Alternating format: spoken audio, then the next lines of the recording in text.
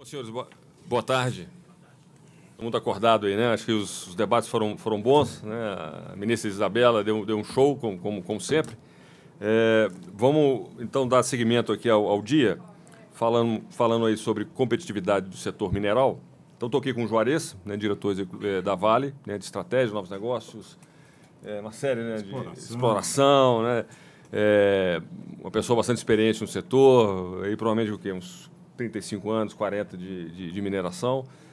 Júlio do BNDES e o João, conselheiro da CBMM, TV e da Embrapa, né, que vai falar um pouquinho sobre inovação. O setor passa por esse momento difícil, essa fase nossa de reconquista da credibilidade.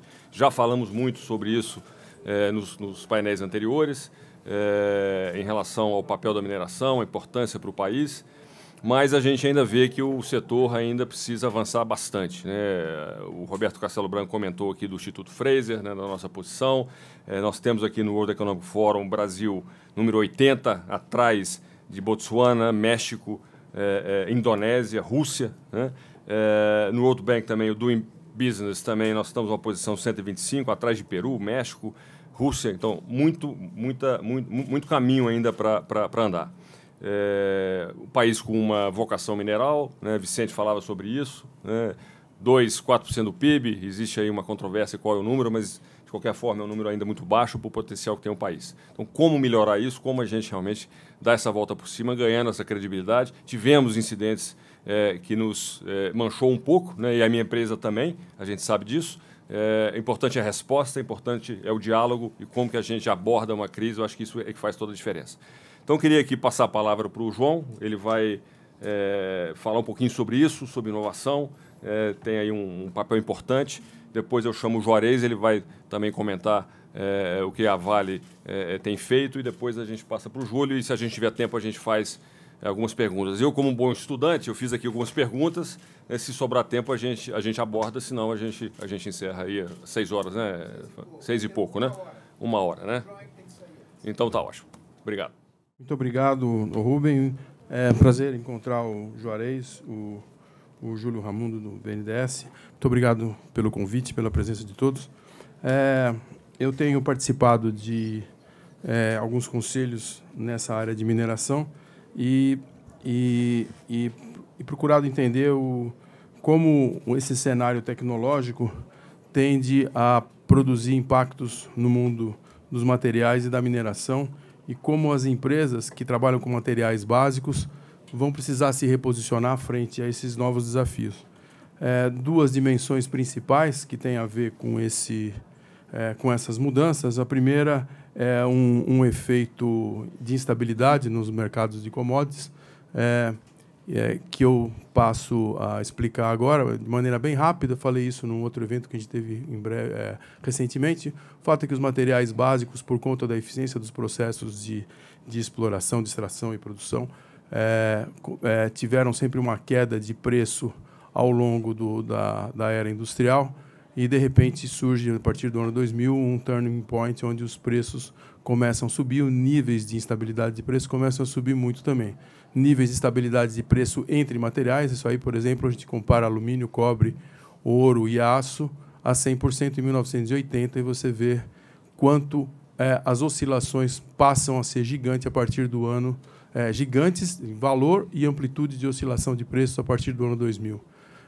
Variações regionais de commodities, nesse caso aí, preço de gás natural em 3 regiões do planeta, e a gente consegue ver que Japão já teve o gás natural mais barato ali nos anos 2007, e em 2013, com o acidente de Fukushima e com a descoberta do gás de xisto nos Estados Unidos, você vê que o gás do Japão, que era o mais barato dessas 3 regiões, passou a ser 5 vezes mais caro do que no Texas. Então, como você faz um investimento industrial com tanta instabilidade do seu material básico? Mais do que isso, a gente vê que existe uma relação agora entre demanda e preço, no sentido de produzir um efeito pêndulo. Então, esse gráfico no vermelho mostra o PIB mundial variando em um determinado momento de 28% e preço de índice global de commodities variando 70%. Você tem variações de demanda provocando variações gigantes de preço. A gente começa a se deparar com produtos como o cobalto tendo variações de preço equivalente a petróleo, cujo barril vai de 30 a 130 dólares de valor. Então, isso e as razões para que isso aconteça são essencialmente duas, né? Primeiro, que todo esse ganho de produtividade e capacidade de redução de preço tem a ver com o fator de escala. Então, cada módulo de produção custa muito caro. Quando você chega perto da capacidade, o preço sobe. De repente, você investe no módulo, tem sobra de capacidade, o preço despenca, você precisa manter aquilo funcionando. E, além disso, alguns materiais estão se exaurindo na natureza. Tenho mais dados sobre isso, mas não vou colocar por conta do nosso tempo exíguo. O fato é que a indústria de manufatura, que é a grande usuária desse mundo de materiais, começa a se deparar com situações onde a curva vermelha é a curva de preço dos materiais básicos e o preço do mercado, que começa sempre, por conta da competição, cair continuamente. Então, a gente vê que, em algumas situações, o preço dos materiais, ou o custo dos materiais, que é custo de produção direto, tem a ver, chega próximo do preço de um material de região para região do país, no mundo globalizado, o que é fatal, né? Aí 2 exemplos interessantes, né? Uma fábrica brasileira que faz instrumentos musicais, avaliando que o peso de um instrumento musical em material básico, latão, no Brasil, você paga pelo material básico o preço que você paga do produto acabado na China. Importado, então você não consegue, você paga R$300, R$400 as chapas para fazer um saxofone, e o saxofone chega no Brasil da China pelo mesmo preço. Como é que pode isso? Ou uma outra grande empresa que faz conexões, preocupada em vez de comprar latão e bronze para fazer conexões, comprar conexões de latão e bronze chinesa e fundir, porque é mais barato do que comprar material básico no Brasil. E essas inversões de valor, ou seja, normalmente, numa cadeia de valor saudável, você agrega valor e aumenta a captura desse valor conforme você avança na cadeia. Sendo que no Brasil isso é invertido. Você captura muito valor no início da cadeia e sufoca o resto. E esse sufocamento tem a ver com uma visão de proteção de mercado errônea de que materiais básicos precisam ser protegidos. Um fenômeno parecido está acontecendo, muito parecido, está acontecendo nos Estados Unidos nesse momento. O aço já subiu 30%, porque você, ao proteger a indústria do aço, você põe barreiras de importação, o preço produtor interno eleva o seu preço para os níveis da barreira e todo o valor daquele material básico aumenta e toda a cadeia de valor que vai usar aquilo se sufoca. E, no final, o produto acabado pode ser importado. E daí você entra numa competição basicamente invencível, né? Bom, tem um outro então isso aí tem tudo a ver com um fenômeno nas commodities que está sendo perverso no mundo inteiro e que produz uma rejeição ao investimento em materiais instáveis e situações desse tipo. Investimentos industriais, inclusive. Agora, tem um outro aspecto rodando que tem a ver com a revolução tecnológica, e eu vou pegar um exemplo. Tem muitos exemplos, eu poderia conversar muito tempo sobre isso aqui, mas o primeiro exemplo que eu acho mais legal pegar é o exemplo dos carros elétricos híbridos e híbridos plug-ins. Esse aqui é um estudo feito por uma empresa francesa, por nós lá contratado por nós lá na CBMM, onde eles fazem um forecast de 4 milhões de carros híbridos. Isso aqui foi feito em 2017, tá? Ano passado. 4 milhões de carros híbridos, 1 milhão de carros híbridos plug-in e 2 milhões de elétrico puro. Somando tudo isso, vai dar 4, 5, 7 milhões de veículos em 2025. Quer dizer, a previsão em 2017 é que em 2025 o mundo vai produzir 7 milhões de carros elétricos, de maneira simplificada. O mesmo grupo, que pega várias previsões e consolida numa só, apresenta no ano seguinte uma nova previsão que dá 5 milhões só de híbrido, 1 milhão e 600 só de híbrido plug-in, e carro elétrico sobe, olha lá, de 2 para 5, elétrico puro. E quando você tem e a soma disso tudo dá 12 milhões, provavelmente. A gente está falando de uma previsão que era de 7 e subiu para 12, de um ano para o outro. Sempre que alguma coisa está acontecendo assim, quer dizer que alguma revolução tecnológica vai acontecer muito mais rápido do que a gente imagina. O fato é que é muito óbvio, né? Um carro elétrico anda 10 km com 1 kWh. O kWh aqui no Brasil custa 50 centavos. e 1 litro de gasolina custa 10 vezes isso, e o carro também anda 10 km com 1 litro de gasolina. Então, a conta de energia que a gente paga por mês, se a gente gasta R$600 de energia, a gente está consumindo 300 kWh, com esses 300 kWh a gente anda 3.000 quilômetros. E ninguém anda 3.000 quilômetros no mês, né? A gente anda um décimo disso. Quer dizer, a conta de elétrica do carro, para a gente, seria algo em torno de R$60 por mês, a conta de eletricidade de um carro.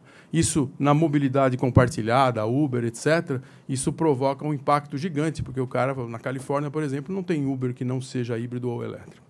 Então, o custo de uso passa a ter um fator muito mais importante. E o que envolve mudar a indústria automobilística para a eletrificação, que vai acontecer muito mais rápido do que parece. O que muda é que esse bicho aqui, chamado carro do lado esquerdo, carro com motor a combustão, ele tem de 10 a 30 mil peças, dependendo. Só o powertrain dele, que é motor, transmissão, diferencial, sistemas de lubrificação, sistemas de breque, de ignição, de admissão, de combustão. É uma lista enorme de componentes que, para ser fabricado, precisa de uma lista maior ainda de máquinas. E isso muda para um novo produto chamado carro elétrico, que só tem 200 peças no powertrain, porque o motor elétrico tem alto torque em baixa rotação, e ele funciona basicamente ligado direto no eixo da roda, não tem transmissão, não tem diferencial, não tem motor, não tem injeção eletrônica, não tem nada disso, não tem tanque de combustível. Então, o motor elétrico é uma bateria, e o motor elétrico também funciona como freio para armazenar energia. Então, a indústria automobilística passa a ter um produto muito mais simples e muito mais dependente de novos materiais, e ela é um grande driver de transformação industrial. E a mineração, o que tem a ver com isso? A mineração vai ser altamente impactada por isso. O setor de bens e capital vai ser altamente impactado por isso. E isso vai acontecer depois da manhã, que é 2020. Nós vamos ter uma grande produção desses veículos que vão levar para o setor industrial a mensagem: não invista em motor a combustão interna, portanto, você não precisa de tanta máquina, portanto, você não precisa de tanta ferramenta, e os impactos dos investimentos cessantes em tecnologias ultrapassadas vão ser produzidos muito antes do que a popularização do carro elétrico. A gente tem uma necessidade de materiais para baterias, por exemplo, que envolve cobalto, níquel e lítio, e o preço desses materiais, a expectativa de produção desses materiais está sendo esperada com uma grande variação por conta da eletrificação veicular. Quer dizer, todos os processos de armazenagem de energia, tanto estacionária como energia para eletrônicos, ele é insignificante quando comparado à eletrificação veicular.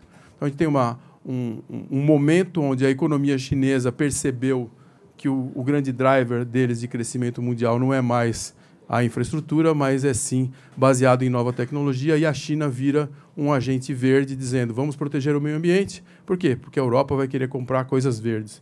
Vamos produzir carro elétrico, porque o mundo vai comprar carro elétrico. Então, a China estabelece leis pesadas de aceleração da eletrificação, e hoje, por exemplo, em Shenzhen, tem 16 mil ônibus elétricos já movidos a bateria, que é muito mais ônibus do que tem em Nova York. Esse é um artigo da Nature, que saiu no dia 25 de julho, portanto, menos de um mês atrás, que diz como título que nós temos só 10 anos para repensar a bateria de lítio. E aí entra o meu exemplo para finalizar, porque eu só tenho 10 minutos e eu quero ser rigoroso. O que a gente faz no momento onde a produção de baterias vai ser tão grande que eu não tenho como colocar alguns materiais que já estão sendo usados? O cobalto é um material problema, por exemplo. Principalmente porque essa tabela periódica mostra que alguns desses materiais não têm 5 anos de reservas para serem usados. E nós estamos falando agora de um conjunto de materiais novos que não fazia parte dos portfólios de grande produção. Por exemplo, o nióbio. Um carro usa nióbio no aço. Quanto vocês acham que vai de nióbio num carro? 300 gramas, 200 gramas de nióbio num carro. Sabe quantos gramas de nióbio iria num carro elétrico com uma bateria de nióbio? 30 quilos. Então, é uma diferença gigante. E aí? E a indústria de... esse é um artigo que fala de nióbio ou baterias utilizando nióbio. É uma oportunidade gigante para o Brasil. Estou diretamente envolvido nisso. O nosso presidente da CBMM estava aqui, mas teve que ir por causa do atraso. E o que uma indústria de mineração faz? Continua tentando se colocar no business antigo, ou ela tem que mergulhar profundamente nessa visão de oportunidade nova. Esse mesmo artigo da Nature, do mesmo mês, mostra que essas curvas, vermelha, amarelinho e a outra, todas são as curvas de densidade energética e densidade de potência, todas estão no canto superior direito, são baterias com nióbio. Por exemplo, a Toshiba lançou uma bateria com nióbio, e aqui é o acordo de cooperação Toshiba, CBMM e Sojitz, no Japão. Essa bateria consegue carregar em 6 minutos. Você consegue colocar 60 kWh de energia dentro de uma bateria em 6 minutos. 6 minutos é 1/10 de hora, portanto, a estação de carga tem 600 kW. O fio é dessa grossura para você carregar. Aí você para no posto, conecta, vai no banheiro, volta, você tem autonomia de 600 km. O que vocês acham disso? É uma revolução gigante. E isso já está acontecendo. E, nesse momento, o que uma indústria de mineração, como a CBMM, tem que fazer? Ela pode falar assim, bom, vamos ver como é que vai ser, e quando eles precisarem desse material, eu vou ter que investir em capacidade? Ou ela pode pensar, deixa eu investir em capacidade antes, mas e o risco? Ou ela pode pensar, eu tenho que mergulhar a fundo, pesquisar isso, e tentar ser um fornecedor de materiais, ou de eletrodos, ou até de baterias. Essa é a oportunidade que o Brasil precisa se colocar agora, no momento onde os materiais vão mudar muito e a gente precisa se reposicionar. Eu tinha mais slides para falar sobre processos de manufatura inovadores e sobre a Embrapi, que é uma organização que a gente criou para apoiar esse processo no Brasil, porque você tem muitas instituições de pesquisa boas e muitas instituições de pesquisa ruins, públicas, e as pessoas falam, não quero trabalhar com o setor de pesquisa público porque é ruim, mas tem as boas. Então, selecionar as boas e colocar para funcionar com eficiência foi o objetivo dessa organização, e hoje tem 42 unidades. É o sistema de pesquisa que mais se acelera. Eu tive a honra de ser o primeiro presidente dessa organização. Hoje, a Embrapi deve atingir esse ano uma meta de contratação de R$600 milhões. A organização tem 4 anos hoje. Ela já é maior do que os programas de fundo perdido da FINEP e o mesmo Funtech do BNDES, que aparentemente andava meio parado. Então, eu acho que é o momento de olhar para as oportunidades de pesquisa, ficar por dentro do ambiente de desenvolvimento, as novas fontes de fomento e instituições que estão funcionando de verdade, porque o mundo vai mudar muito. Muito obrigado. Obrigado, João. Antes de passar para o Juarez, vou aproveitar que eu vou te dar aqui um extra time aqui, vou te dar mais 2 minutos, para você responder uma pergunta para mim, para todos. Sobre a Embrapi. A gente percebe que a indústria de mineração tem tentado buscar inovação, e talvez o Juarez fale sobre isso, de uma forma mais intensa. Eu acho que como indústria, a gente ficou muito atrás de todas as outras indústrias. A gente demorou muito para acordar para esse novo mundo, inclusive essa questão toda de carro elétrico, etc. Então, a gente ainda tem um caminho, como eu falei, para andar em relação à inovação. A gente vê iniciativas isoladas, a Vale tem as suas iniciativas, a Nexa tem as iniciativas deles, nós temos as nossas, a gente tem o Future Smart Mining, que é um grupo específico que cuida disso, mas ainda é muito isolado. Em termos de política, de institutos, como você falou, a Embrapi tem alguma coisa voltada para a mineração, para a cadeia toda, desde a mineração até o produto final, no sentido de proporcionar essa velocidade, ou é muito geral ainda para a indústria como um todo? Existe alguma política específica para a mineração? Tem sim. A Embrapi ela trabalha com o desenvolvimento de soluções em materiais. Muitas das unidades Embrapi trabalham com o desenvolvimento de soluções em materiais. Você fala P&D em mineração, você já pensa alguém estourando uma bomba e uma escavadeira para melhorar a remoção de material, quando, na verdade, as grandes oportunidades que vão surgir não são só de produtividade, desempenho, automação da mina ou mineração 4.0, mas são principalmente nos novos produtos e na oportunidade de avanço na cadeia de valor. E, para isso, a Embrapi tem muita unidade boa. Não tem um programa específico, mas hoje a gente tem, por exemplo, empresas que trabalham no setor que estão fazendo planejamento estratégico com a presença dos diretores das unidades Embrapi e falar o que nós podemos fazer em conjunto. O fato é que a gente tem que atravessar uma avenida de avançar na cadeia de valor no setor de materiais. Só que, se você atravessar muito rápido, você é atropelado. Então, a gente tem iniciativas de empresas de mineração que diversificaram e não se deram bem. Eventualmente, não fizeram a escolha ou atravessaram a rua correndo demais. Mas o que eu entendo, e tem a ver com essa perversidade do setor de materiais, de você ter markups altos no início da cadeia de valor, é que uma solução para o desenvolvimento brasileiro, além das soluções de agricultura, que o Zé Roberto Mendonça de Barros trata muito bem e conhece muito bem, a gente tem uma vantagem comparativa de empresas saudáveis na mineração que podem avançar na cadeia de valor e se tornar grandes players mundiais, não só em mineração, mas em subcomponentes da mineração. Agora, o dilema do inovador nesse momento é como você coloca isso dentro de uma empresa gigante que tem uma cultura de falar, eu só vou extrair, processar e entregar no mercado de commodities. E o negócio é outro, e as competências são outras. Eu quero até começar, em primeiro lugar, um prazer estar com vocês aqui. Eu tive o prazer de rever grandes amigos de longa data que eu não via, né Martins? Eu queria fazer um comentário até sobre a sua pergunta, e complementando o que o João falou.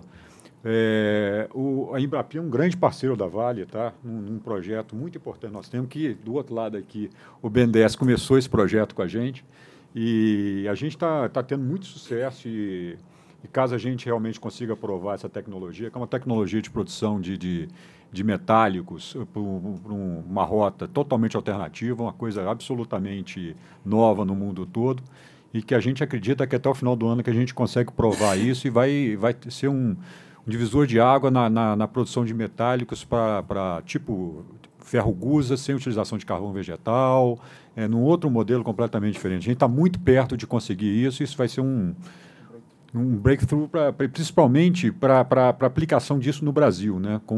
Pela posição geográfica que o Brasil tem de atender mercados que demandam muito metálicos. Então, assim, é um testemunho de quem tem parceria com a Embrapi, e se tem, e com o BNDES, nem precisa falar, mas com a Embrapi principalmente, que é pouco conhecida, né? O trabalho que eles fazem com a gente é sensacional, e apoiam, e o apoio é muito bem-vindo, tá? Eu agradeço. Eu só queria falar isso para poder complementar, para não perder o bonde da história. É o seguinte, eu tinha feito um discurso aqui para falar uns 20 minutos, mas você deu sorte que quem me antecedeu já falou 90% que eu queria falar. Tá? Então não adianta, eu não vou falar mais de problemas de licenciamento, todo mundo já sabe, já foi muito falado aqui, eu não vou falar de questão de segurança jurídica, que é um problema seríssimo de competitividade para a mineração nacional.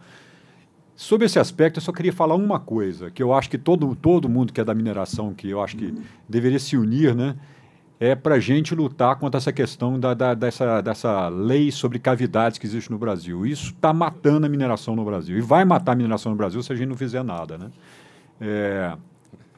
Talvez eu reputo esse problema como talvez o maior problema da mineração hoje no Brasil, tá? Que é um problema muito de curto prazo, está todo mundo batendo na trave já, né? Todo mundo já está com problema seríssimo de cavidade, e as cavidades que é possível licenciar é tão complicado negociar que é praticamente impossível. E já tem muitas cavidades que a lei não permite negociação, de dar nenhum tipo de compensação. E isso vai tornar os investimentos de mineração feitos no Brasil muito mais curto prazo, tá? E vai inviabilizar outros investimentos para vir para o Brasil. Esse é um divisor de água sobre a mineração no Brasil. Então, esse desafio, eu fiz questão de falar, não quero reclamar de governo, não, mas, olha, se tem um problema que a gente precisa resolver, é o problema de cavidade, sem dúvida nenhuma. Então, eu vou deixar de lado essa questão de reclamar de problema e vou falar do que a gente está fazendo, tá? Porque eu acho que eu comecei minha carreira na Vale, fiquei quase 20 anos na Vale, fiquei 15 fora e voltei 1 ano e meio. Felizmente, quem que ficou depois de mim, eu voltei uma empresa melhorada. Tá? Então, isso é bom, né? Porque a pior coisa do mundo é você passar 15 anos fora, voltar e a empresa está pior. Né? A Vale melhorou muito, e eu espero a gente poder fazer um trabalho agora e que vai continuar melhorando essa empresa. Tá? Eu diria para vocês o seguinte, na questão de competitividade, a gente está olhando dentro da empresa, e eu estou trabalhando, eu na área de estratégia principalmente, e também na área de inovação, tecnologia e exploração, eu estou trabalhando com as diversas áreas operacionais da empresa e não operacionais, tipo área de sustentabilidade. A gente está vendo que a gente tem 4 grandes desafios para manter e melhorar a competitividade da Vale no mercado nos próximos anos, ou talvez até para sempre. Eu diria, eu vou listar os 4, não tem por ordem de prioridade, não, mas vou falar de cada um deles muito rapidamente. Primeiro, é a questão que o próprio Osório já falou aqui, né? A questão das nossas relações com as comunidades do nosso entorno, né? Isso é uma situação que, infelizmente, isso foi uma coisa que não melhorou. Não piorou, mas também não melhorou na Vale. Tá? Assim, a gente continua sendo vistos, apesar de tudo que a gente já fez, de investimentos que a gente já fez, a gente continua sendo muito mal visto pelas comunidades que estão no nosso entorno, que é um pouco também do problema da mineração como um todo. Né? Aquela atividade extrativista que os caras vêm cá, roubam as minhas riquezas e ficam com dinheiro. Ninguém percebe que o maior acionista das empresas, de qualquer empresa, na realidade, é o próprio governo, né? Porque o nível de arrecadação tributária que tem em cima das empresas é absurdo. Então, quem mais ganha dinheiro com a atividade das empresas é o próprio governo. É lógico que uma empresa que não dá lucro não tem como pagar imposto de renda, mas se deu lucro, não pagou imposto de renda, mas também não retornou o capital do investidor. Enfim. Mas não adianta a gente reclamar dessa questão de falta de aceitação com as comunidades, porque o problema está lá e vai continuar, a gente vai ter que conviver com eles. Então, a gente precisa resolver esse problema. Nós estamos fazendo um trabalho gigantesco, que eu acho que a gente até no início do ano que vem, né, Osório, a gente vai estar pronto para começar a discutir isso com os stakeholders locais, principalmente nos estados do Pará. E eu falo Pará primeiro, porque a Vale, cada dia que passa, está se tornando uma empresa mais paraense do que qualquer outra coisa, sem deixar de ser mineira, né? Mas Pará, Minas Gerais, Espírito Santo e Maranhão. A gente está preparando um trabalho longo de como é que a gente vai chegarmos a acordo com esses governos locais, seja estaduais ou municipais, para que a gente possa ter paz e ter licença para operar, tá certo? E a gente, então, vai estar planejando investimentos de longo prazo, né, nessas coisas, mas, principalmente, a gente quer que, num prazo razoável, o efeito desses nossos investimentos que nós estamos planejando sejam sustentáveis e que eles possam se multiplicar sem a necessidade que haja essa presença de uma empresa privada atuando no desenvolvimento local. A gente quer dar ignição para essas coisas. Ou seja, a gente quer ensinar a pescar, a gente não quer ficar pescando o resto da vida com as comunidades locais. Mas nós vamos fazer isso, vamos ter sucesso, e eu acho que, no final das contas, a gente vai conseguir mudar um pouco essa visão. Então, esse primeiro pilar, eu acho que está bem conduzido. Eu, pessoalmente, eu gosto desse assunto, estou me envolvendo muito nisso com a área de sustentabilidade, e nós estamos achando os caminhos que a gente vai conseguir tocar essas coisas para frente. A segunda coisa... A Vale quer ser a mineradora mais ambientalmente friendly do mundo. Tá? Nós vamos ser, nós temos a decisão de ser. E eu vou falar para vocês alguma iniciativa de coisas que nós estamos fazendo. Tá? Primeira coisa, e aí eu acho que é uma consequência até do acidente da Samarco, a Vale tomou a decisão que a gente vai ter o mínimo possível de rejeitos indo para a barragem num futuro muito próximo. Tá? Eu diria que Carajás hoje praticamente não tem mais rejeito indo para a barragem. Tá? A produção já está toda a umidade natural, então, portanto, não tem rejeito mais na produção. As minas, que a gente, aqui em Minas Gerais, a gente tem dois sistemas. O sistema Sudeste, que é basicamente Itabira, Brucutu, e que vai para Vitória, e o sistema Sul, que é o sistema que tem nas minas em torno de Belo Horizonte, que vão para os portos do Rio de Janeiro. O sistema Sul está todo está sendo feita uma modificação importante no nosso planejamento, de forma que a gente não vai mais gerar produto para a barragem, ou seja, a gente vai gerar produtos de pior qualidade e a produção de Carajás vai viabilizar a gente corrigir essa qualidade para que a gente não gere mais no sistema Sul também rejeitos e, portanto, não tenha necessidade de barragem. E a gente está fazendo essa mistura toda na China. Hoje, se vocês terem uma ideia, nós temos quase mais de uma dezena de portos que trabalhando para nós na China, e nós já estamos blendando mais de 150 milhões de toneladas de minério na China. Para vocês terem uma ideia do tamanho dessa mobilização. Está aqui uma pessoa que começou isso na Vale, então o Martins está aqui, E além disso, o Martins fez uma outra coisa extremamente importante, tá? E a gente tem que dar crédito para quem merece, né? Foi a mudança da questão do tamanho de navios da Vale, tá? Foram os Valemax da primeira geração que foram feitos. E para vocês terem uma ideia, os Valemax de primeira geração, eles, além de fazer reduzir um pouco o custo por causa da questão do tamanho e escala do transporte marítimo, os navios que foram construídos já foram desenhados para ter um consumo de bunker, que é o combustível usado em navios, de cerca de 30% menor do que a frota normal que existe no mundo hoje.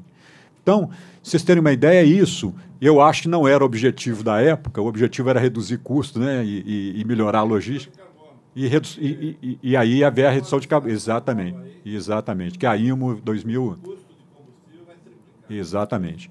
Então, para vocês terem uma ideia, a Vale, já na primeira geração, os navios saíram com 30% de redução de consumo por tonelada quilômetro transportado.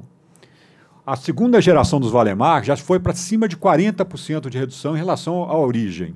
E a nova geração que está sendo feita, são os Guaíba Max, está no mesmo patamar. Ou seja, a Vale, só para vocês terem uma ideia, a Vale ela é o maior transportador de granéis sólidos em termos de transporte marítimo do mundo, tá?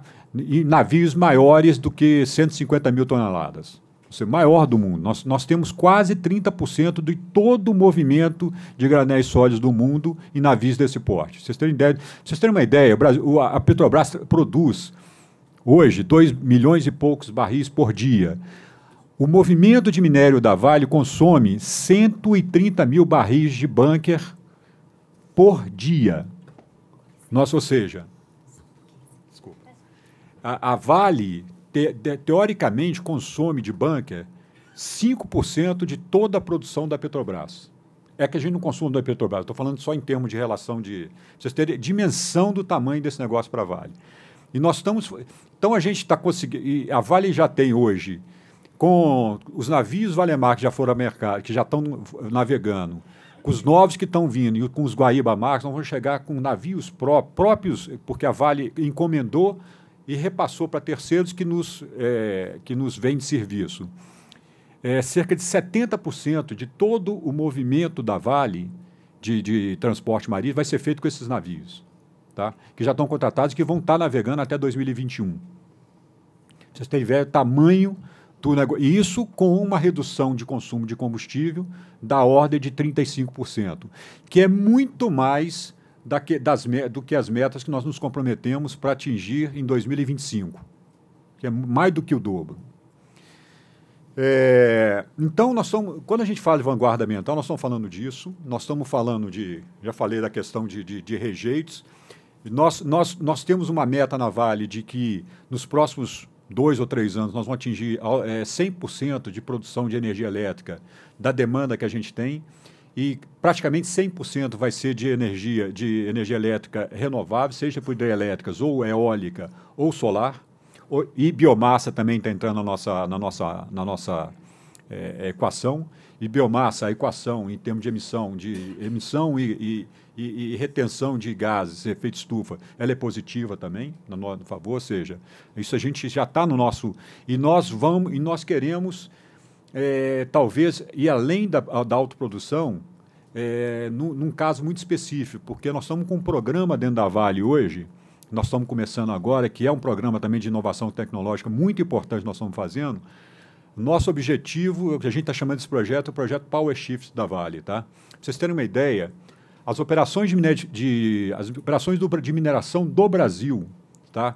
Seja em Carajás, seja no Sistema Sul da Vale e no transporte ferroviário, a gente consome cerca de $1 bilhão por ano de diesel nas nossas operações de mineração. $1 bilhão. Nós temos esse projeto de Power Shift, a gente espera atingir uma redução de gasto com óleo diesel da ordem de $800 milhões. Ou seja, se a gente conseguir implantar, e eu acho que e a gente tem muita confiança que vai conseguir, nós vamos reduzir $800 milhões de consumo de diesel via transformar os nossos equipamentos ferroviários e de mineração em equipamentos elétricos, tá? que não vão ser, mas que está muito na linha também que o João falou aqui. Tá? O que vale para carro elétrico vale para caminhão pequeno, caminhão fora de estrada, vale para trator e vale para locomotiva também. Eu não sei se você sabe, as locomotivas e a maior parte dos caminhões fora de estrada, que são os grandes demandadores de diesel da Vale, elas já são diesel-elétricas. Ou seja, você tem um motor diesel que aciona um gerador que gera energia elétrica e que vai para as rodas. O que a gente vai fazer é tirar o motor e botar direto no próprio via bateria e em alguns pedaços da ferrovia você bota o sistema de pantógrafo e tem uma rede de curta distância que você carrega as baterias ao longo da viagem. E é lógico também que como o trem ele sai de Minas Gerais do Pará de níveis muito altos e vão para o mar, você vai fazer a própria regeneração da descida, ou seja, você transforma energia potencial, né, em energia cinética e, portanto, em energia elétrica. E aí daí você regenera os freios, quando você desce carregado, o freio ele regenera energia para acionar as rodas motorizadas. Isso já é um projeto, já está em curso e a gente já espera para 2020 já está começando a operar com os primeiros protótipos, seja de locomotiva, seja de caminhão fora de estrada. Que para os outros equipamentos a gente já tem até coisa mais ou menos disponível para começar a operar. Então, com isso, a gente vai ter uma redução significativa, o que vai nos levar a substituir diesel por energia elétrica. E isso vai gerar uma necessidade adicional de energia elétrica da Vale que vai ser produzida de fontes tipo eólicas e solar. Tá? Na questão ambiental, nós também estamos fazendo uma diferença, já olhando para os nossos clientes, tá certo? Nós, no minério de ferro, vocês devem ter ouvido muito falar da questão de minério de alta qualidade, que é o label da Vale agora. Nós só queremos saber de produzir minério rico. Tá? Minério rico, ele leva uma vantagem no cliente, porque o minério rico viabiliza que o cliente, para produzir a mesma quantidade de aço, ele use menos redutores, ou seja, menos carvão metalúrgico. Tá? Então, com essa produção que a gente está chamando de minério verde, vai haver também uma redução significativa de emissão nos nossos clientes em função da nossa ação. Tá certo? E, além disso, nós estamos também cada vez mais investindo em minérios pellet feed muito rico, que também o nosso amigo aqui está fazendo, lá na Anglo, e que vai levar a possibilidade de produção de pelotas, principalmente de redução direta, e pelota de redução direta vai servir para produzir pré-reduzidos, que é o ingrediente necessário para que você misture no forno elétrico, misture com sucata para produzir um aço de qualidade. Para vocês terem uma ideia, a China, os Estados Unidos hoje, mais de 50% da produção de aço já é feito com base em forno elétrico, que é base sucata, que consome muito metálico também, que é esses metais que eu estou falando. A China, ela vai ser, já está começando isso a acontecer, mas daqui a 15 anos, provavelmente, metade da produção chinesa já vai ser com base em sucata. Aí isso vai levar, provavelmente, uma redução de consumo de minério de ferro, porque consome, no geral, mas da Vale, provavelmente seja uma conta até positiva, porque nós vamos ser, provavelmente, o maior fornecedor de matéria-prima para a produção de metálicos, para ser ingrediente de correção de qualidade de sucata, para produzir aço a partir de forno elétrico. Quanto tempo? Mais 2 minutinhos? 2 minutos. Eu vou tentar acelerar o seguinte. A gente também está na questão de veículos elétricos. A Vale, eu não sei se vocês sabem, primeiro, as baterias para veículos elétricos, elas são a NCM. Tá? A NCM é níquel, cobalto e manganês. Isso no cátodo. O anodo é que é de lítio.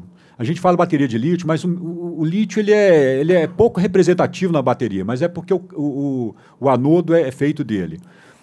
Então, o que é 8? E a bateria que está se elegendo, que os clientes estão vendo como vencedor, é a 811, que é 8 partes de níquel para uma parte de cobalto, uma parte de manganês.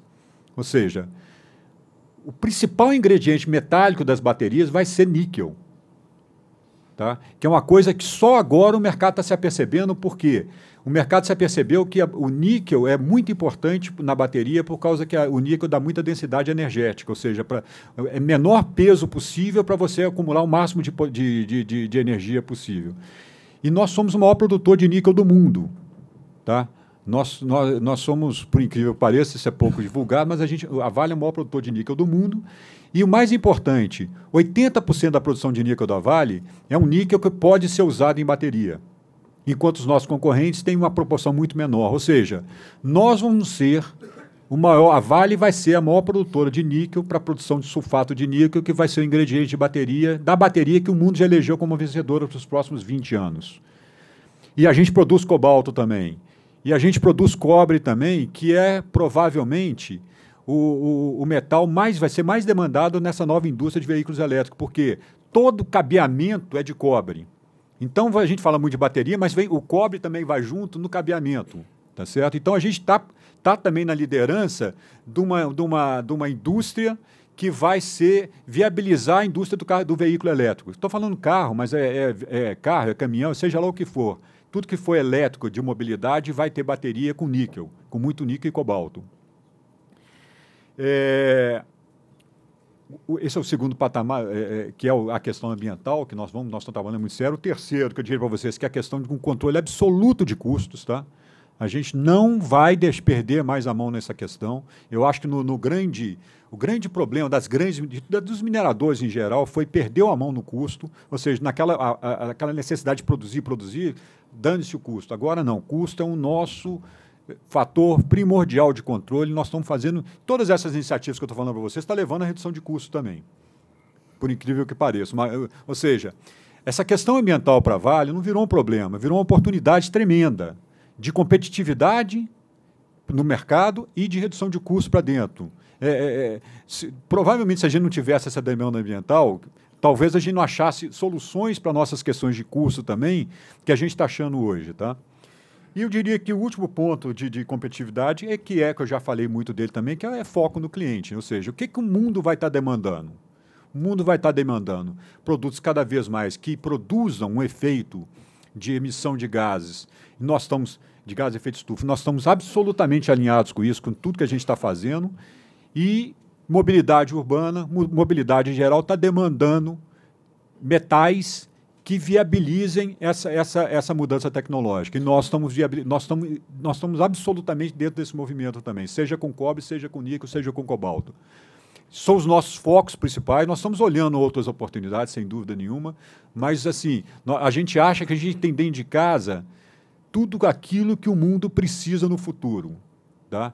A gente, infelizmente, está no negócio de carvão também, entramos recentemente, que talvez não seja o melhor, né, não esteja tão alinhado, mas que, de alguma forma, também nós vamos achar soluções e estamos procurando soluções para que nosso negócio de carvão, principalmente na África, ele seja visto de uma outra forma, com uma forma também que viabilize soluções energéticas que tenham um apego ambiental muito legal.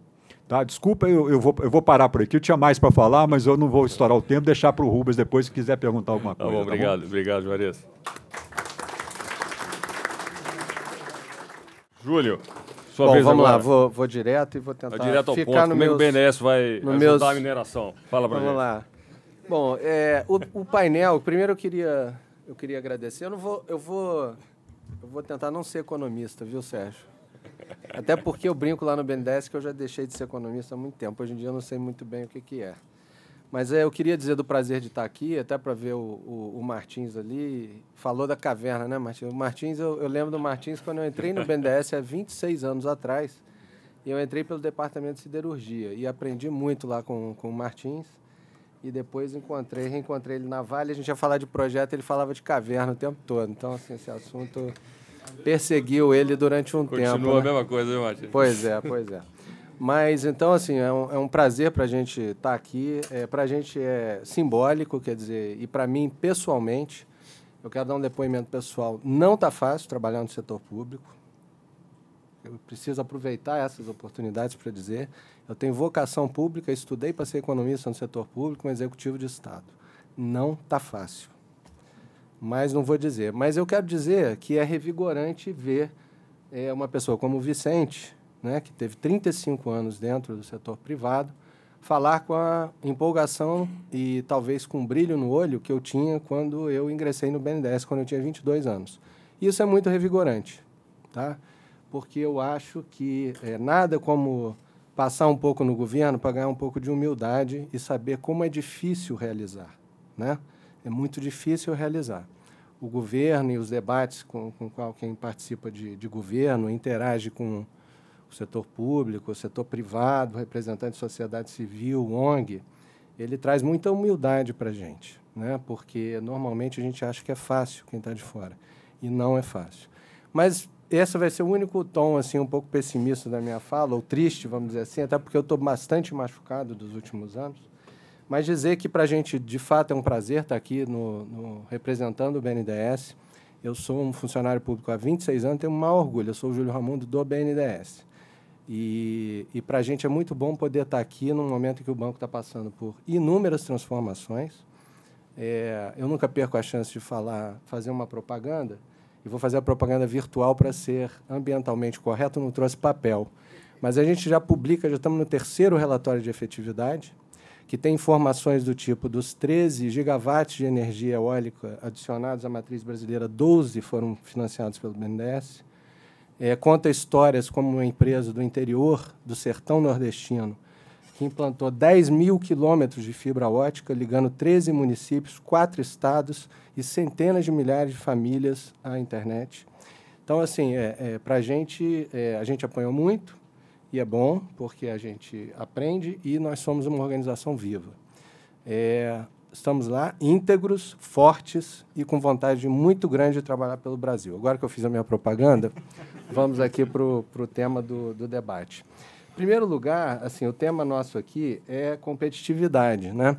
Então, assim, a indústria brasileira, eu não vou seguir o PowerPoint, mas assim, a indústria brasileira é competitiva? É competitiva. É super competitiva.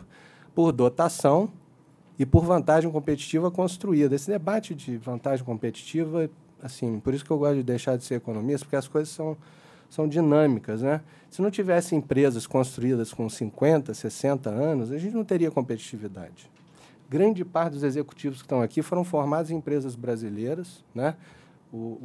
Assim, gente que está em governo, em outra empresa e tal, está contribuindo para esse debate aqui nosso. Então, nós temos uma indústria competitiva, e ela é competitiva por dotação, naturalmente. A gente tem enormes reservas, né, de vários dos minérios e do passado da indústria. Se falou aqui mais cedo que a mineração é a indústria das indústrias, e a gente foi, e a indústria, vamos dizer assim, de uma indústria do século XX, e temos tudo para ser também do século XXI, como o Juarez colocou aqui, né? Então, só para dar um dado aqui, a gente tem 90%, vocês sabem, são do ramo, a gente tem 90% da produção de nióbio hoje. O João deu aqui o dado sobre o nióbio. A gente tem a 2ª maior reserva de terras raras, ou seja, o Brasil está vocacionado para, do seu ponto de vista da sua indústria minero, né, e de transformação metálica, para ser e continuar tendo uma indústria super competitiva. E temos empresas, né, de padrão mundial. As empresas brasileiras são de padrão mundial. Então, nós temos uma indústria competitiva. Dito isso, tem uma outra pergunta que é importante responder. Quer dizer, dado que a gente tem uma indústria competitiva, essa indústria ela foi capaz de, nos últimos anos, vamos dizer assim, vou usar uma palavra ruim, mas aproveitar as oportunidades que se colocaram? Não totalmente. Esse é o ponto que leva a gente aqui a fazer debates como esse que a gente está colocando. Né? Quer dizer, a gente cresceu nas exportações de minério de ferro, tem dados aqui, cresceu quase 40%, cresceu em cobre, mas quando a gente pega e compara o Brasil com a Austrália, que eu acho que é o que dava dor de cabeça lá para o Martins, que ele sempre usava esse exemplo, né? A gente, de fato, perdeu ali o trem por conta do atraso, na demora da implantação do maior projeto, né, da Vale em décadas, que foi o S11D. Então, enquanto a Austrália, desde 2007, cresceu quase 200%, o Brasil cresceu 26% até 2017. Então, somos competitivos? Somos. Temos empresas capazes de responder, mas não aproveitamos totalmente o nosso potencial.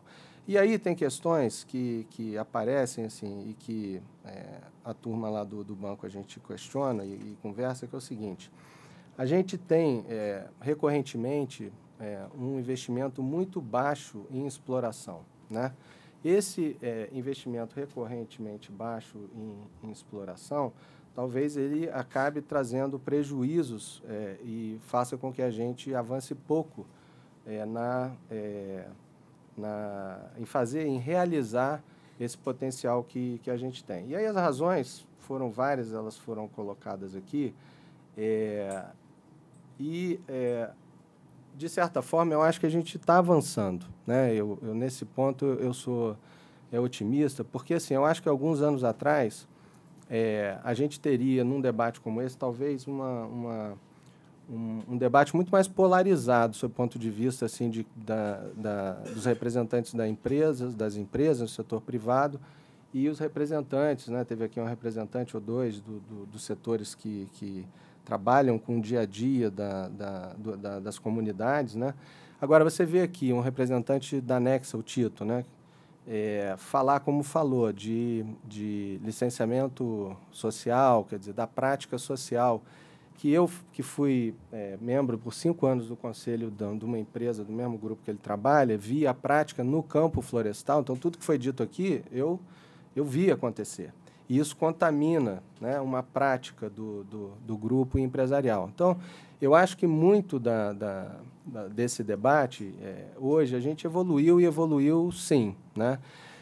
Tem um outro campo que eu acho que a gente evoluiu bastante, aí o Vicente está ali, eu não conhecia, ouço você, estou quase pegando um autógrafo, porque a turma lá do BNDES fala assim, maravilhas de você, e eu pude constatar aqui, confirmar. Eu acho que a gente fez um avanço, como o seu discurso colocou aqui, o avanço que é possível, o avanço de quem está lá no dia a dia, né? Fazendo acontecer e trabalhando com a realidade, com pragmatismo, né?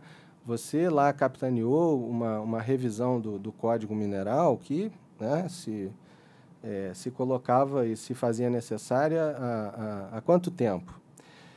Eu sou um pouco crítico desses rankings, sabe? Que, inclusive, se utilizou aqui como motivação para o nosso debate.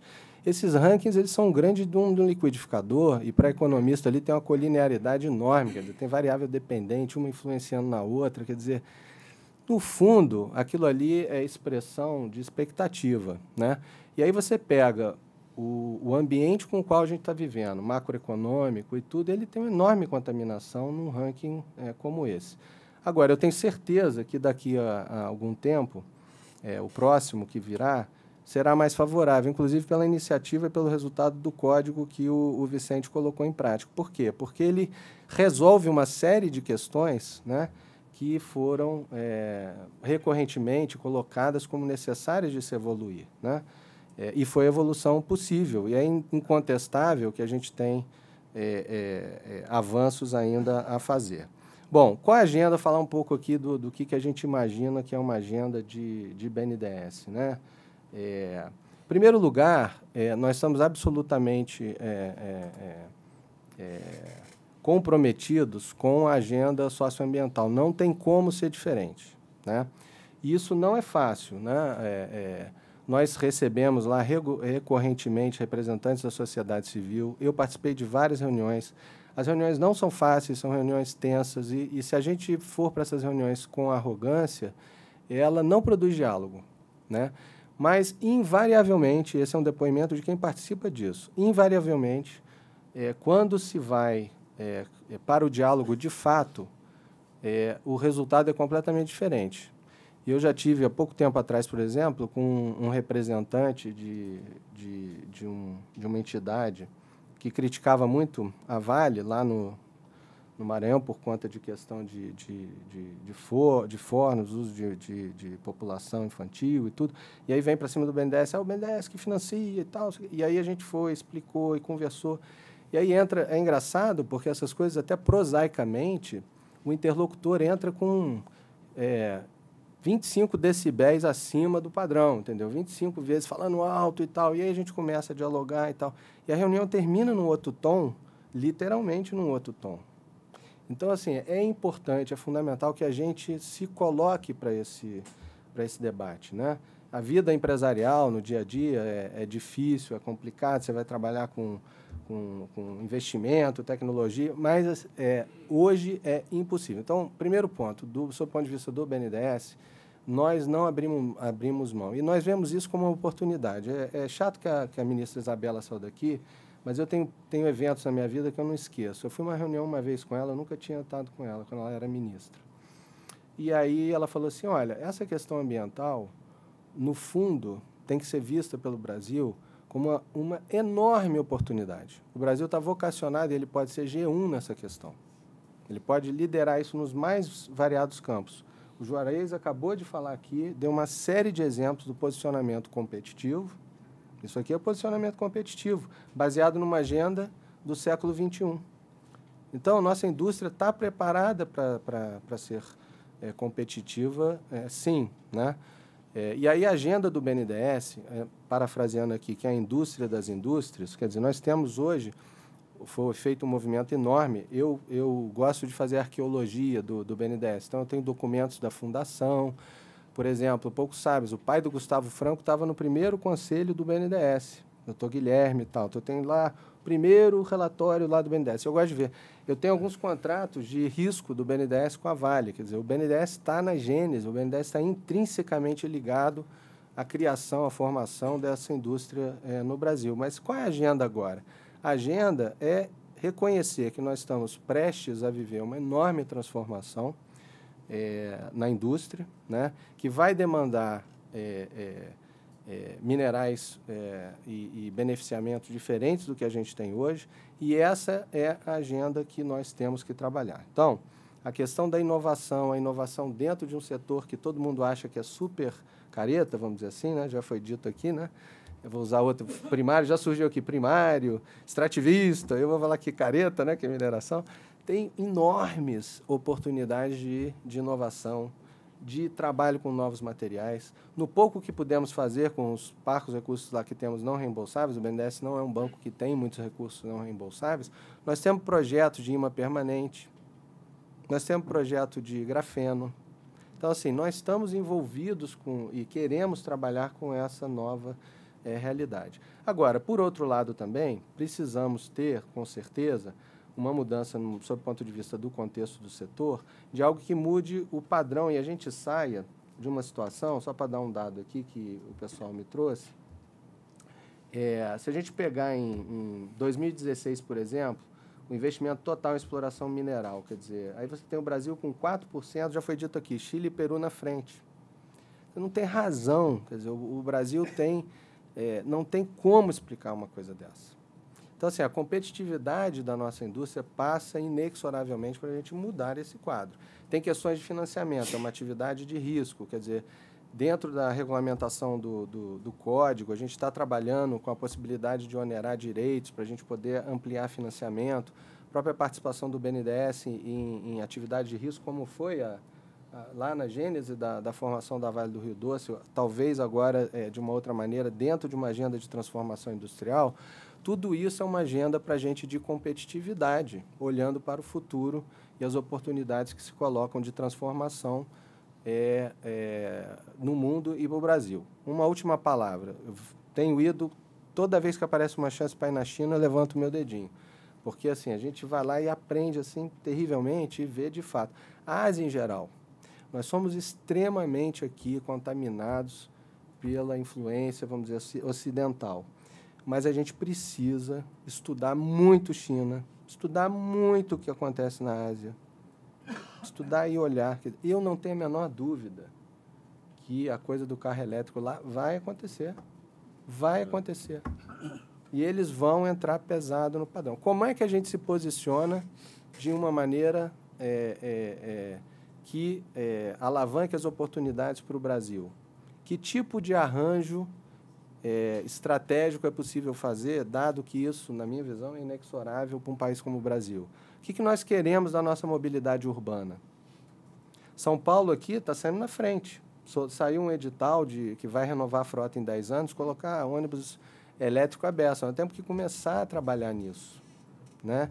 E, a partir disso, ter programas transformadores de construção de futuro.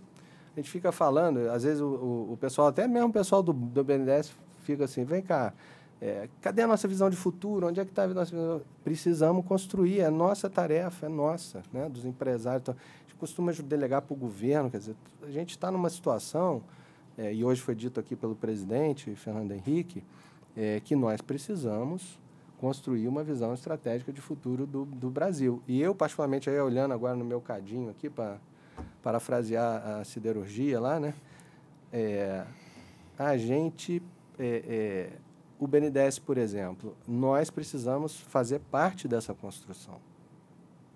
Porque o banco não vai não vai ter problema, porque aplica isso, aplica aquilo. A grande questão para nós que se coloca é fazer parte da construção de um Brasil de futuro, como foi o sonho de quem fundou o BNDES.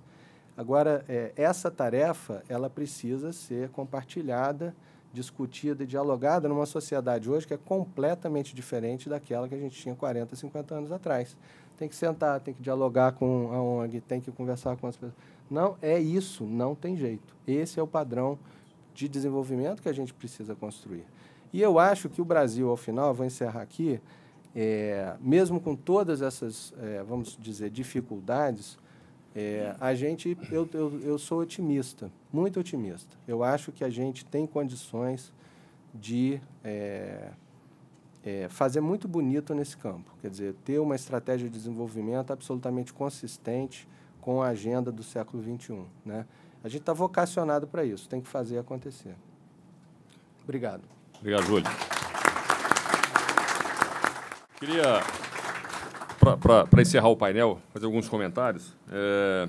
Primeiro, acho que o BNDES tem um papel importantíssimo, né, Júlio? Porque, acho que o Walter comentava hoje, nós temos 9.700 minas, sendo que 97% delas são pequenas e médias. Exatamente. Quer dizer, aqui tem Anglo, tem Nexa, tem Vale, tem Kinross, mas tem 9.730, né, que precisam de um apoio, né, público, de uma política adequada, né? Aí acho que o Código de Mineração vem suportando isso, o Vicente fez um trabalho brilhante nesse sentido. Acho que a indústria como um todo aprendeu muito durante esses anos, né, aprendeu com a Estência Samarco, nós aprendemos muito com o nosso incidente, né? Esse diálogo que o Tito comentava aqui é fundamental para que a gente tenha realmente a famosa, o clichê, licença para operar, mas que é isso mesmo, né? Não tem como ser diferente. E a mineração tem um papel fundamental na construção desse país e do mundo, né? E o Brasil tem isso, né? Pela vocação mineral, pelos recursos que tem e ainda pode ser desenvolvido, né? Esse país tem muito cobre ainda, tem muito fosfato, tem muito potássio. A gente praticamente não tem. A Vale vendeu agora, recentemente, uma de potássio e tem alguns projetos ali, quer dizer, importa 90% do potássio. Então, a gente tem ainda muita coisa para fazer. E nesse mundo tão ambíguo, complexo e veloz, né, que tecnologia cada vez está mais presente no nosso dia a dia, a mineração, sem mineração, isso não vai acontecer, né? Se a gente fala que o agronegócio tem 25% do PIB, né, e representa 7 vezes maior do que a mineração, ela só existe por causa da mineração, né? Porque tem as máquinas, a modernização que o governo apoiou, e quem vai no Mato Grosso vê isso, Mato Grosso do Sul, a gente vê um parque ali fantástico do agronegócio, que é realmente outro país, né? Quem teve a oportunidade de visitar clientes lá, eu como Anglo, na época a gente tinha o fosfato, a gente visitou clientes lá, é outro país, né? Parece que é outro país. Então, isso existe por causa da mineração, né? Como é que a gente consegue transformar isso, né, num momento positivo e aprender? O Juarez comentou sobre custo, né, sobre a disciplina de custo. É isso mesmo, a gente, de uma forma geral, relaxou muito naquele boom das commodities de 2008, 2009, antes da crise dos Estados Unidos. É um perigo, né? É um perigo. E o Fábio falava isso na nossa reunião que a gente teve. Quer dizer, tem que gastar, seja em projeto, seja para acionista, né? A gente tem que viver apertado, porque também é outro clichê, carro apertado é que anda, não tem isso, né? Então, assim, a gente tem que ter esse aprendizado. Acho que a gente aprendeu como um todo, como indústria, né? A gente precisa agora buscar inovação, implantar novos processos, e quando a gente fala inovação, não é só tecnologia, né? É gestão também, né? Isso traz muita competitividade, e está muito junto dos stakeholders e do governo, seja BNDES, seja os governos estaduais, municipais, federais, para mostrar o valor que a mineração pode trazer para esse país. Acho que a gente tem agora uma fundação muito mais sólida para construir isso, né?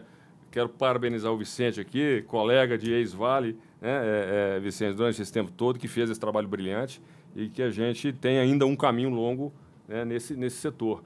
Acho que a gente tem que estar mais unido, Osório e Walter, no IBRAM, né, como entidade de classe, né? A gente precisa estar mais junto, compartilhar mais.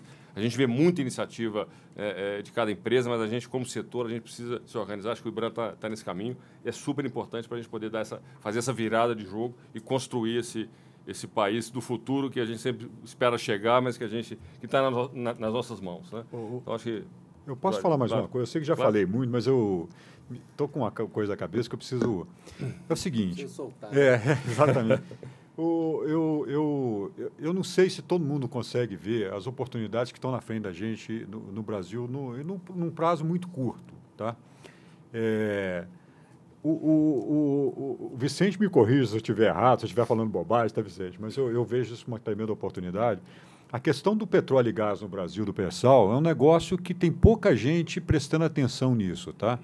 Tem uma equação muito interessante que está por acontecer, que é o seguinte, o pós-sal, ele tinha muito petróleo e pouco gás. Por isso que a gente teve que importar gás da Bolívia. E pior, a gente ainda queimava gás no pós-sal. O pré-sal é outra história. O pré-sal é muitas mais vezes gás do que petróleo. Então, tem um problema na questão do gás, porque, recentemente, houve uma mudança na legislação que é proibido queimar gás daqui para frente. E você tem que obrigado a reinjetar. Tecnicamente, você tem um limite de rejeição. Então, você tem... E rejeitar custa muito dinheiro.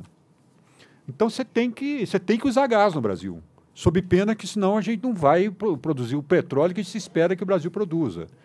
E nós estamos falando de números de gás, assim... A gente pode tornar gás um insumo para a indústria brasileira extremamente barato, se as pessoas fizerem as coisas certas. Tá? Eu garanto para você, nós estamos olhando isso. Tá? E a gente está vendo esse negócio do gás do pessoal como uma oportunidade no Brasil. Assim, e quem chegar primeiro, e aí, isso é coisa para cachorro grande, né? Isso é coisa para quem tem muito capital, ou então tem o apoio do BNDES que vai... Porque tem que arrumar uma solução, porque pequeno não vai ter. Esse negócio não é para pouco dinheiro, não, é para muito dinheiro. Né? Então, tem que ter muito fluxo de caixa para fazer essa coisa. Agora, quem olhar, quem sair na frente e aproveitar essa oportunidade que está posta aí, você está Statoil, Chevron, todo mundo aí querendo produzir petróleo, o que eles vão fazer com esse gás? Ninguém sabe. Hein? Redução direta. Por exemplo, por que não?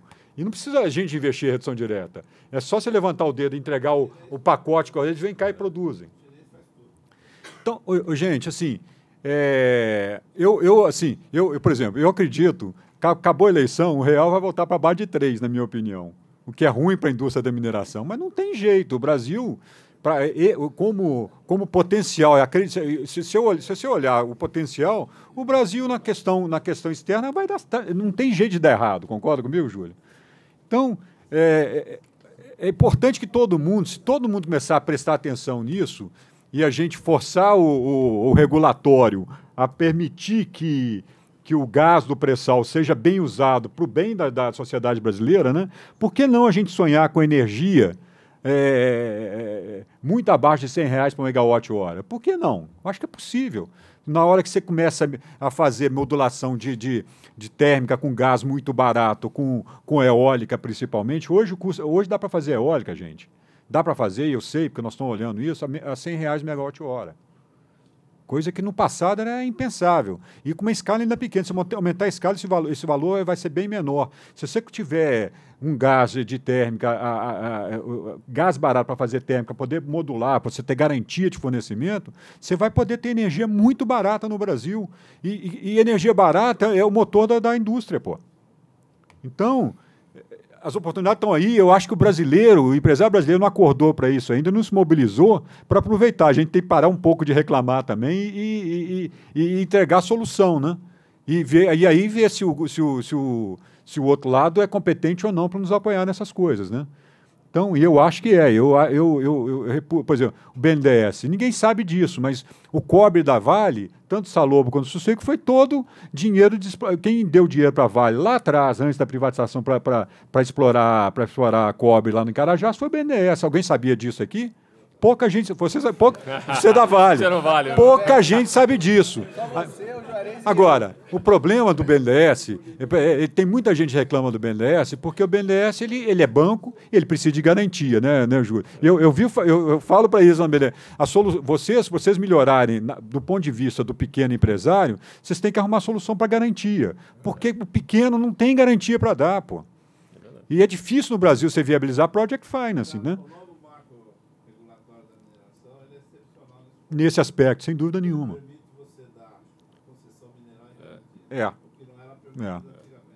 Então, gente, assim, a gente tem que, eu acho que tem muito problema, e eu acho que nessa questão de licenciamento, esse é um problema. Vicente, você quer fazer alguma coisa para ajudar o setor mineral? Ajuda a resolver o problema de cavidade. Pelo amor de Deus. Não é possível. Eu acho... Última frase. Quem inventou esse negócio de cavidade no Brasil foi australiano, tá? Para poder baixar a competitividade do setor mineral brasileiro. Só pode ser. Não é possível. Não pode ter sido um brasileiro que inventou isso, gente. Jorge, nós vamos terminar aqui, que o Fausto já está na minha cola aqui. Gente, então eu queria agradecer a presença nesse painel e eu vou terminar aqui com um propósito da Ângulo, que é reimaginar a mineração para melhorar a vida das pessoas. Acho que a gente tem que pensar nisso. Obrigado. Bem, palavras finais. Eu acho que nós, do nosso ponto de vista, esse evento respondeu às melhores expectativas. Acho que a gente cobriu o terreno todo, uma metáfora cara à mineração, e sem deixar, digamos, assuntos, sem tratar como tabus determinados assuntos que possam eventualmente ser difíceis. Eu saio daqui com duas injeções de ânimo, né? Uma por perceber que a indústria mineral brasileira, ela não apenas por dotação natural, mas também por vantagens competitivas construídas, ela é capaz de responder aos desafios do século XXI. Ainda é um terreno a ser coberto, mas temos as condições de fazê-lo. E percebo que, pelo menos, digamos assim, na elite da indústria mineral brasileira e do setor público brasileiro, há clareza com relação a isso. Agora, em relação às previsões sobre o dólar abaixo de R$3, eu lembro o velho ditado que mineração e eleição só depois da apuração. Então, feito esse comentário, eu dou por encerrada essa sessão de trabalho. Voltaremos ao tema. Tem um coquetel aberto a todos e a todas aqui ao lado.